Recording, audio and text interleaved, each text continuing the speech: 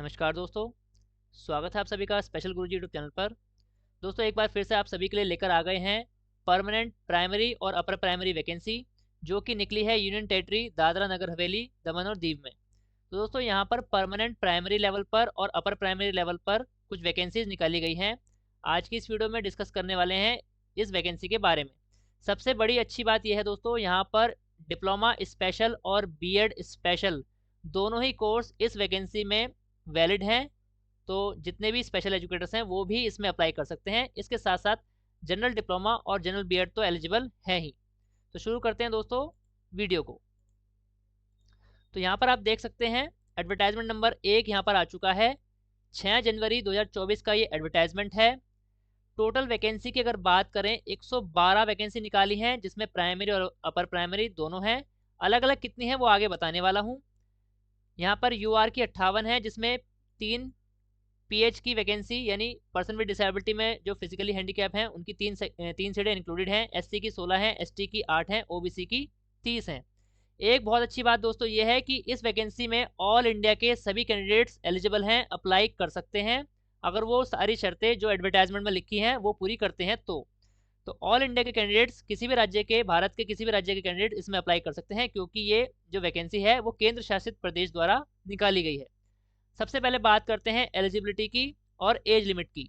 Primary level पर class 1 to 5 की vacancy है। एज लिमिट यहाँ पर 30 साल रखी गई है, यानी मैक्सिमम 30 ईयर्स एज लिमिट यहाँ पर रखी गई है इस वैकेंसी में अप्लाई करने के लिए। और यहाँ पर जो रिजर्वेशन है रिजर्व कैटेगरी को, वो भी यहाँ पर मिलेगा जो गवर्नमेंट के नियम है। अब एलिजिबिलिटी क्या है दोस्तों, सीनियर सेकेंडरी में 50% मार्क्स के साथ 2 साल का डिप्लोमा जो एनसीटी वाला होता है वो आपके पास होना चाहिए, या फिर सीनियर सेकेंडरी में 45% मार्क्स के साथ 2 साल का डिप्लोमा अगर है तो भी वैलिड माना जाएगा। इसके बाद सीनियर सेकेंडरी में 50% मार्क्स के साथ अगर आपने बीएलएड 4 साल का जो बीएलएड कोर्स होता है वो कर रखा है तो वो भी वैलिड माना जाएगा। और बात करते हैं स्पेशल एजुकेशन डिप्लोमा की, तो सीनियर सेकेंडरी में 50% मार्क्स के साथ अगर आपने 2 साल का स्पेशल एजुकेशन डिप्लोमा जो कि आरसीआई से रिकॉग्नाइज होता है, चाहे वो किसी भी डिसेबिलिटी में आपने करा हो, अगर आपके पास वो है तो भी आप प्राइमरी टीचर की इस वैकेंसी में अप्लाई कर सकते हैं। ये तो हो गई क्वालिफिकेशन। एक इम्पॉर्टेंट चीज़ जो कि हर जगह इम्पॉर्टेंट मांगी जाती है, यहाँ पर आपका टेट एग्जाम पास होना चाहिए इस वैकेंसी में अप्लाई करने के लिए, यानी प्राइमरी लेवल का जो टेट होता है जिसे सी टेट कहते हैं वो आपके पास होना चाहिए, तो आप इस वैकेंसी में एलिजिबल हैं अप्लाई करने के लिए। तो ये हो गई एलिजिबिलिटी की बात। अब बात करते हैं कक्षा 6 से 8 अपर प्राइमरी लेवल की वैकेंसी की क्वालिफिकेशन के बारे में। यहाँ पर दोस्तों कक्षा 6 से 8 में सब्जेक्ट वाइज वैकेंसी है, तो उसमें थोड़ी सी एलिजिबिलिटी देखनी पड़ेगी। यहाँ पर बीए बीएससी ऑब्लिक करके बीकॉम के साथ अगर आपने 2 साल का डिप्लोमा कर रखा है डाइट का तो आप एलिजिबल हैं, यानी ग्रेजुएशन के साथ 2 साल का डिप्लोमा है तो आप एलिजिबल माने जाएंगे, इसमें बीएड की ज़रूरत नहीं है। अगला यहाँ पर और करके लिखा है बीए बीएससी या बीकॉम में 50% मार्क्स के साथ जो 1 साल की बीएड जनरल होती थी जो कि आज की डेट में अभी 2 साल की है, अगर उन दोनों में से कोई भी है, यहाँ पर कंफ्यूज मत होना दोस्तों, यहाँ पर 1 साल लिखा है तो इसका मतलब ये नहीं है कि आपकी जो 2 साल वाली जनरल बीएड है वो एलिजिबल नहीं होगी, वो भी इसमें एलिजिबल होगी, क्योंकि वो वही बीएड पहले 1 साल की होती थी। तो ये जनरल बीएड की बात मैं यहाँ पर बता रहा हूँ। ग्रेजुएशन में 50% मार्क्स होने चाहिए और बीएड जनरल बीएड चाहे वो 1 साल की हो चाहे वो 2 साल की हो, अगर आपके पास है तो आप एलिजिबल हैं। ये और करके लिखा है, और जिनके पास बीएड नहीं है उनके पास 2 साल का अगर डिप्लोमा है तो एलिजिबल माने जाएंगे। और करके लिखा है यहाँ पर बीए बीएससी बीकॉम में 45% मार्क्स के साथ 1 साल की बीएड अगर आपके पास है तो भी आप एलिजिबल माने जाएंगे, और इसी में आप 2 साल वाली बीएड भी एलिजिबल मान सकते हैं। और करके लिखा है सीनियर सेकेंडरी में 50% मार्क्स के साथ अगर आपके पास 4 साल की बीएलएड है तो भी एलिजिबल होंगे। इसके बाद सीनियर सेकेंडरी में 50% मार्क्स के साथ 4 साल की इंटीग्रेटेड जो बीए बीएससी बीकॉम बीएड होती है, इंटीग्रेटेड जो होती है जो 4 साल की होती है जिसमें ग्रेजुएशन और बीएड एक साथ होती है आपकी, अगर आपके पास वो है तो वो भी वैलिड मानी जाएगी। अब बात करते हैं स्पेशल बीएड की, तो स्पेशल बीएड भी इसमें वैलिड है। आपके पास ग्रेजुएशन होनी चाहिए, बीए बीएससी बीकॉम कम से कम 50% मार्क्स होने चाहिए उसमें, और उसके साथ साथ यहाँ लिखा है 1 ईयर बीएड स्पेशल एजुकेशन। तो दोस्तों ये बीएड पहले 1 साल की होती थी, 2014 के बाद से यही बीएड 2 साल की होती है, तो चाहे वो 1 साल की है चाहे वो 2 साल की है, अगर आपके पास स्पेशल बीएड है तो भी आप इसमें एलिजिबल माने जाएंगे। तो इनमें से कोई भी शर्त अगर आप पूरी कर रहे हैं तो आप 6ठी से 8वीं की इस वैकेंसी में एलिजिबल माने जाएंगे। अगली यहाँ पर जो चीज़ मांगी है जो सबसे इंपॉर्टेंट है वो है टेट एग्जाम। इसमें सी टेट का पेपर 2 जो होता है कक्षा 6 से 8 के लिए वो आपका पास होना चाहिए, क्वालिफाई होना चाहिए, तो आप एलिजिबल माने जाएंगे। अब बात करते हैं प्राइमरी और अपर प्राइमरी की अलग अलग सीटें कितनी हैं। टोटल प्राइमरी की 58 सीटें हैं, जिसमें यूआर, ओबीसी, एससी, एसटी और पर्सन विद डिसेबिलिटी की इस तरीके से यहाँ पर सीटें लिखी हैं। अपर प्राइमरी में 3 सब्जेक्ट हैं, science oblique math, language subject है और सोशल स्टडी है। साइंस मैथ की 31 हैं, लैंग्वेज की 12 हैं और सोशल स्टडी की 11 हैं। कुल मिलाकर प्राइमरी और अपर प्राइमरी में 112 वैकेंसी यहाँ पर निकाली गई हैं। अब बात करते हैं पर्सन विद डिसेबिलिटी जितने हमारे साथी हैं, कौन सी डिसेबिलिटी वालों को यहाँ पर रिजर्वेशन मिलेगा। तो यहाँ पर बोला गया है केवल ऑर्थोपेडिकली हैंडीकैप यानी जो फिजिकली एबल्ड हैं उनको यहाँ पर रिजर्वेशन मिलेगा। कौन कौन सी डिसेबिलिटी यहाँ पर इंक्लूड की गई हैं, जिसमें बोथ लेग हैं, वन लेग है, ओए यानी वन आर्म है, मस्कुलर वीकनेस है और one leg and one arm. तो ये एक सारी यहाँ पर कैटेगरीज बनाई हैं पर्सन विद डिसेबिलिटी के लिए रिजर्वेशन के लिए। तो सारी वैकेंसी में एक एक सीट रिजर्व की गई है। टोटल 3 सीटें यहाँ पर पर्सन विद डिसेबिलिटी की रिजर्व करी गई है। एप्लीकेशन फॉर्म की अगर बात करें, ऑनलाइन फॉर्म भरा जाएगा दोस्तों। फॉर्म आपके 9 जनवरी से शुरू हो जाएंगे, लास्ट डेट इसकी 29 जनवरी यहाँ पर रहेगी। तो 9 जनवरी से 29 जनवरी के बीच में ये फॉर्म आपको भरना पड़ेगा। फॉर्म किस तरीके से भरना है इसकी अलग से वीडियो हमारे चैनल पर आ जाएगी, तो आप अभी से ही हमारे चैनल को सब्सक्राइब कर लीजिए ताकि फॉर्म की वीडियो जब आए तो आप फॉर्म भरने से पहले वो वीडियो देखकर अच्छे से समझ सकें। आगे इंपॉर्टेंट चीज़ें हैं कुछ जो आपके लिए जानना ज़रूरी है दोस्तों। ये जो एडवर्टाइजमेंट निकाला है आज की डेट में, ये पुराने कुछ एडवर्टाइजमेंट को यहाँ पर रद्द करते हुए निकाला गया है। तो यहाँ पर लिखा है दोस्तों, पॉइंट नंबर 2 यहाँ पर पढ़ना है। ये पुराने कैंडिडेट जो यहाँ पर इस वैकेंसी से जुड़े हुए होंगे उनके लिए जानना ज़रूरी है। This advertisement is in suppression of advertisement number. तो पुराना कोई एडवर्टाइजमेंट आया था 8 अक्टूबर 2014 को और उसका कोरिजेंडम निकला था 22 दिसंबर 2014 को। उन दोनों ही ऑर्डर्स को ये एडवर्टाइजमेंट यहाँ पर सप्रेस कर रहा है यानी रद्द कर रहा है। यानी वो दोनों जो एडवर्टाइजमेंट या कोरिजेंडम थे उनको हटा रहा है। और उसके बाद ये बात बोली जा रही है कि point number 3, the candidate who had applied and were eligible against the advertisement number. तो ऐसे जितने भी कैंडिडेट जो 8 अक्टूबर 2014 वाले एडवर्टाइजमेंट में एलिजिबल थे और जो कोरिजेंडम आया था 22 दिसंबर 2014 को उसमें भी एलिजिबल थे, तो वो लोग भी इस वाले एडवर्टाइजमेंट में जो 2024 में अब आ रहा है इसमें भी वो लोग एलिजिबल होंगे। यहाँ पर लिखा है साफ साफ, मैंने हाईलाइट कर दिया है, will be considered eligible for this advertisement in case they apply against this advertisement also. अगर वो ये वाला एडवर्टाइजमेंट भी भरते हैं तो एलिजिबल माने जाएंगे। However they need to apply fresh as well, यानी आपको एक नया फॉर्म यहाँ पर भरना पड़ेगा। तो ये जानकारी जो है बहुत इंपॉर्टेंट है पुराने कैंडिडेट्स के लिए, तो उन तक ये जानकारी पहुंच जानी बहुत ज़रूरी है दोस्तों ताकि उनका फ़ायदा हो सके। अब बात करते हैं दोस्तों क्वालिफिकेशन की। जैसे कि मैं बता चुका हूँ, प्राइमरी लेवल पर प्राइमरी वाला टेट चाहिए, अपर प्राइमरी लेवल पर अपर प्राइमरी पेपर 2 यहाँ पर सीटेट का आपके पास होना चाहिए। अब बात करते हैं, जैसे कि मैंने आपको बताया कि जो अपर प्राइमरी की वैकेंसी है वो सब्जेक्ट वाइज है, तो उसके बारे में थोड़ा जानना जरूरी है। Candidate applies for upper primary school teacher जो मैथ और साइंस का सब्जेक्ट है, तो उसके लिए क्या क्वालिफिकेशन चाहिए। यहाँ पर आपके पास बीएससी होनी चाहिए मैथ, साइंस या फिर अलाइड सब्जेक्ट्स में, तो आप एलिजिबल माने जाएंगे। अगर आप यहाँ पर सोशल साइंस की वैकेंसी में अप्लाई करेंगे तो आपके पास बीए होनी चाहिए जिसमें सोशल साइंस या फिर अलाइड सब्जेक्ट होने चाहिए। इसके बाद लैंग्वेज सब्जेक्ट अगर आप यहाँ पर टीचर अप्लाई करेंगे तो आपके पास बीए होनी चाहिए यानी बैचलर ऑफ आर्ट्स, और उसमें आपके पास जो लैंग्वेज होनी चाहिए गुजराती या फिर इंग्लिश भाषा पढ़ी होनी चाहिए। तो ये एलिजिबिलिटी आप पूरी कर रहे हैं तो आप इसमें अपर प्राइमरी में अप्लाई कर सकते हैं। बात करते हैं, आपका जो पेपर होगा वो ऑनलाइन होगा, जैसा कि अब ऑनलाइन एग्जाम लिए जाते हैं एमसीक्यू बेस्ड, और वो जो पेपर रहेगा वो आपका 2 भाषाओं में रहेगा, बाइलिंगुअल। इसमें हिंदी नहीं रहेगी दोस्तों, इसमें इंग्लिश रहेगी और गुजराती लैंग्वेज में आपके क्वेश्चन देखने को मिलेंगे। आप दोनों में से कोई भी मीडियम चूज कर सकते हैं। हिंदी लैंग्वेज में क्वेश्चन आपको नहीं दिखेंगे। यहाँ पर लिखा है पॉइंट नंबर 8 में, the return examination will be computer based, the marks for preparation of merit list will be awarded only for return examination, no other marks will be awarded. तो जो आपका पेपर लिया जाएगा ऑनलाइन मोड में उसी के हिसाब से आपकी मेरिट लगेगी। आपका जो यहाँ पर पेपर रहेगा 100 नंबर का रहेगा।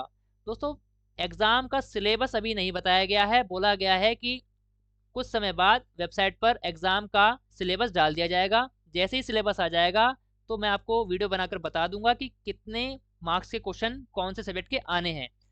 यहाँ पर टोटल 100 मार्क्स का पेपर आएगा, लेकिन क्वेश्चन कितने आएंगे ये यहाँ पर नहीं बताया गया है।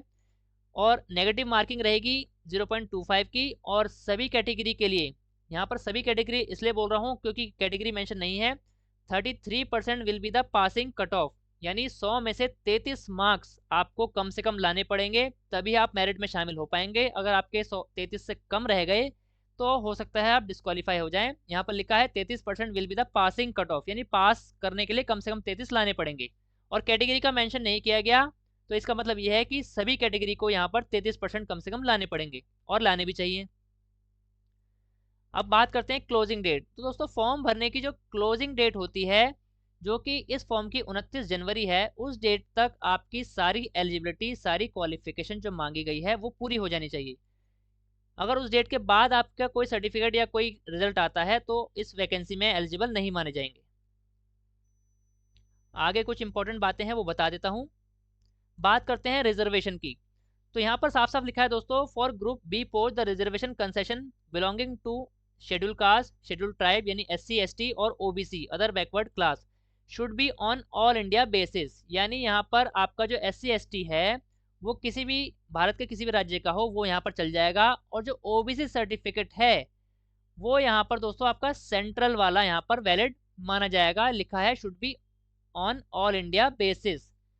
तो यहाँ पर इसमें थोड़ा सा डाउट है कि OBC सर्टिफिकेट अलग अलग राज्य का होता है। SC ST तो ऑल इंडिया में वैलिड रहता है, चाहे वो यूपी का हो चाहे वो किसी भी राज्य का हो, ऑल इंडिया में वो वही सर्टिफिकेट आपका चलता है। लेकिन जो OBC सर्टिफिकेट है वो सेंट्रल का भी बनता है और स्टेट का भी बनता है। तो यहाँ पर सेंट्रल वाला चलेगा या फिर स्टेट वाला भी वैलिड माना जाएगा, इसमें मुझे अभी थोड़ा सा डाउट है। इसके बारे में आगे वीडियो में बात करते हैं। यहाँ पर लिखा है the candidate belonging to SC ST OBC should submit SC ST certificate latest NCL। तो यहाँ पर NCL सर्टिफिकेट किसको बनाना होता है दोस्तों, जितने भी OBC कैटेगरी के कैंडिडेट्स होते हैं उनको नॉन क्रीमी लेयर सर्टिफिकेट जो कि हर फाइनेंशियल ईयर में उनको बनाना होता है। तो ऐसे जितने भी कैंडिडेट जो हैं OBC से बिलोंग करते हैं वो अपने राज्य से अपना NCL सर्टिफिकेट आज ही अप्लाई कर दीजिए रिन्यू के लिए। अगर आपको नहीं पता था तो ये जानकारी समझ लीजिए। OBC कैंडिडेट्स को हर साल अपना NCL जिसे नॉन क्रीमी लेयर सर्टिफिकेट कहते हैं वो रिन्यू कराना पड़ता है, जो कि 1 साल के लिए वैलिड रहता है। आपका OBC सर्टिफिकेट तो एक बार बन जाता है, लेकिन उस OBC सर्टिफिकेट के लाभ लेने के लिए आपको एक अलग सर्टिफिकेट बनवाना पड़ता है जिसे NCL कहते हैं। तो ये चीज़ें आपको ध्यान में रखनी पड़ेंगी। जैसे कि मैंने आपको बताया सिलेबस आपका यहाँ लिखा है the syllabus of each post will be published on the official website. Will be यानी आ जाएगा, जैसे ही आएगा आपको बता देंगे। फॉर्म की फीस कितनी रहेगी, 200 रुपये फीस रहेगी जनरल कैटेगरी के कैंडिडेट्स के लिए। यहाँ पर फीस नॉन रिफंडेबल है, वापस नहीं होगी। The candidate belonging to SC ST person with disability और फीमेल, तो जितनी भी फीमेल्स यहाँ पर अप्लाई करेंगी चाहे वो किसी भी कैटेगरी की हो उनके लिए फॉर्म फ्री है। SC ST और पर्सन विद डिसेबिलिटी सभी के लिए फॉर्म फ्री रहेगा। इसके अलावा जो एक्स सर्विसमैन फॉर्म अप्लाई करेंगे उनके लिए 100 रुपये की फीस रखी है। और OBC कैटेगरी के लिए भी यहाँ पर 200 रुपये फीस है और जनरल कैटेगरी के लिए भी 200 रुपये फीस है। ये फीस केवल मेल्स के लिए है क्योंकि सभी फीमेल्स के लिए फॉर्म फ्री है। आगे बढ़ते हैं। यहाँ पर कुछ इंस्ट्रक्शन बताए गए हैं जितने भी हमारे दिव्यांग साथी हैं उनके लिए 3 सीटें रिजर्व करके रखी गई हैं इस वैकेंसी में, तो उनके लिए थोड़ी सी चीज़ें यहाँ पर जानना ज़रूरी है। इंस्ट्रक्शन फॉर द दिव्यांग फिजिकली हैंडीकैप कैटेगरी कैंडिडेट्स, तो उनके लिए जानना जरूरी है। All PH candidate will bring their PH disability certificate. आपको अपना डिसेबिलिटी सर्टिफिकेट लेकर जाना पड़ेगा एग्जाम में, issued by medical authority on the date of examination at the examination center in original, यानी ओरिजिनल लेकर जाना पड़ेगा। और इसके साथ साथ एक सेल्फ अटेस्टेड फोटोकॉपी भी आपको लेकर जानी पड़ेगी उसी सर्टिफिकेट की, जो कि फोटोकॉपी एग्जामिनेशन सेंटर इंचार्ज रखेगा। अगर आप ये लेकर नहीं जाते हैं तो आपको आपकी डिसेबिलिटी के एवज में जो लाभ मिलना है इस एग्ज़ाम में वो नहीं मिलेगा। यहाँ पर जितने भी दिव्यांग साथी होते हैं उनको नियम अनुसार जितने घंटे का पेपर होता है उसमें एक्स्ट्रा टाइम मिलता है। तो ये सारी चीज़ें आपको लेकर जानी पड़ेंगी, तभी आपको एक्स्ट्रा टाइम मिलेगा, अदरवाइज ये चीज़ें आप मिस कर देंगे। कौन कौन सी डिसेबिलिटी यहाँ पर एलिजिबल मानी गई हैं या सुटेबल मानी गई है वो मैं आपको बता चुका हूँ। केवल फिजिकली हैंडीकैप जो डिसेबिलिटी है और उसमें भी अलग अलग कैटेगरी हैं जो यहाँ पर लिखी हैं ABCDE, आपको बता चुका हूँ। इनमें से कोई भी कैटेगरी में अगर आप आ रहे हैं तो आप एलिजिबल हैं। दोस्तों जैसा कि मैंने आपको बताया था कि इसमें OBC सर्टिफिकेट स्टेट वाला रहेगा या फिर सेंट्रल वाला चलेगा, इसमें थोड़ा सा डाउट है। अगर आपके कोई भी डाउट है इस वैकेंसी को लेकर, एडवर्टाइजमेंट को लेकर, यहाँ पर हेल्पलाइन नंबर दे दिया है। मंडे टू फ्राइडे इसकी टाइमिंग 10 से 6 रहेगी और 1:30 से 2 बजे लंच ब्रेक रहेगा। तो आप यहाँ पर इस दिए गए नंबर पर कॉल करके जो भी आपके डाउट्स हैं एलिजिबिलिटी को लेकर या किसी भी चीज़ को लेकर आप यहाँ पर कॉल करके पूछ सकते हैं। आपके डाउट्स ऑफिशियली क्लियर हो जाएंगे क्योंकि ये ऑफिशियल नंबर यहाँ पर दिया गया है। तो दोस्तों ये था पूरा एडवर्टाइजमेंट प्राइमरी और अपर प्राइमरी वैकेंसी का, जो कि केंद्र शासित प्रदेश दादर नगर हवेली और दमन दीव में निकाली गई है। दोस्तों यहीं पर एडवर्टाइजमेंट नंबर 2 भी आ चुका है, जो कि दोस्तों टीजीटी और पीजीटी लेवल की वैकेंसी का है। इसकी अलग से वीडियो हमारे चैनल पर आ चुकी है। जितने भी कैंडिडेट टीजीटी और पीजीटी में अप्लाई करना चाहते हैं या वैकेंसी खोज रहे हैं, जाकर के वीडियो देख सकते हैं। उसमें आपको टीजीटी पीजीटी के बारे में सारी जानकारी मिल जाएगी। तो दोस्तों मुझे पूरी उम्मीद है आपको ये जानकारी अच्छे से समझ आ गई होगी और सारी बातें जो मैंने आपको समझाई वो भी आपको समझ आ गई होंगी। दोस्तों अगर आपको ये वीडियो अच्छी लगी है, जानकारी समझ आ गई है, इस वीडियो को ज़्यादा से ज़्यादा लाइक कर दीजिए और ज़्यादा से ज़्यादा शेयर कर दीजिए, क्योंकि इसमें ऑल इंडिया के कैंडिडेट्स स्पेशल एजुकेटर के साथ साथ जनरल टीचर सभी अप्लाई कर सकते हैं। दोस्तों ऑल इंडिया में स्पेशल एजुकेशन और सभी प्रकार की टीचिंग वैकेंसी से जुड़ी ऑथेंटिक जानकारी पाने के लिए हमारे चैनल को सब्सक्राइब कीजिए। इसके साथ साथ हमारे चैनल की सभी वीडियो का नोटिफिकेशन सबसे पहले पाने के लिए बेल आइकन को भी प्रेस कीजिए। धन्यवाद दोस्तों, मिलते हैं आपसे अगली वीडियो में।